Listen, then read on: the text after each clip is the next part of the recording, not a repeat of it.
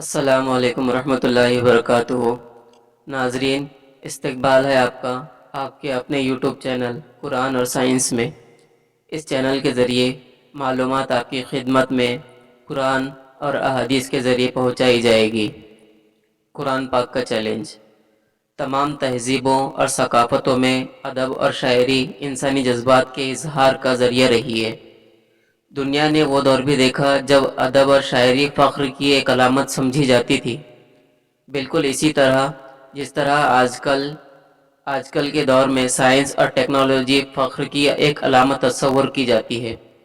غیر مسلم مفکرین بھی اس بات پر متفق ہے کہ قرآن پاک عربی ادب کا منہ بولتا شاہکار ہے، اور مزید یہ کہ روئے زمین پر عربی ادب کا بہترین نمونہ ہے۔ قرآن پاک انسانیت کو یہ چیلنج کرتا ہے کہ وہ اس طرح کا کلام تو بنا کر دکھائے۔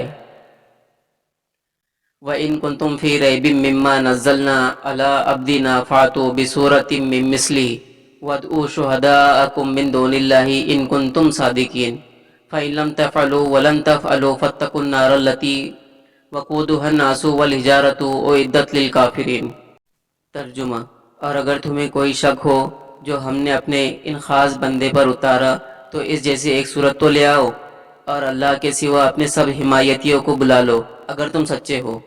اگر نہ لا سکو، ہم فرمایا دیتے ہیں کہ ہرگز نہ لا سکو گے، تو ڈرو اس آگ سے جس کا ایندھن آدمی اور پتھر ہے، تیار رکھی ہے کافروں کے لیے۔ سورہ بقرہ سورہ نمبر 2 آیت نمبر 23-24۔ قرآن پاک کا یہ چیلنج ہے کہ اس کی صورتوں جیسی کوئی ایک صورت بھی بنا کر دکھائی جائے۔ یہی چیلنج قرآن پاک میں کئی ایک مقامات پر دہرایا گیا ہے، لیکن آج تک کوئی اس چیلنج کو قبول نہیں کر سکا اور قرآن پاک کی صورتوں جیسی کوئی ایک صورت نہیں بنا سکا۔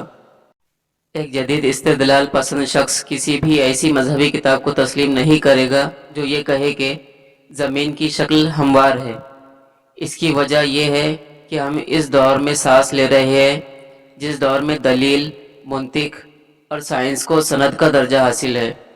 بہت سے افراد قرآن پاک کے غیر معمولی نوعیت کے حامل کلام کو اس کے کلام الہی ہونے کا ثبوت تصور نہیں کریں گے۔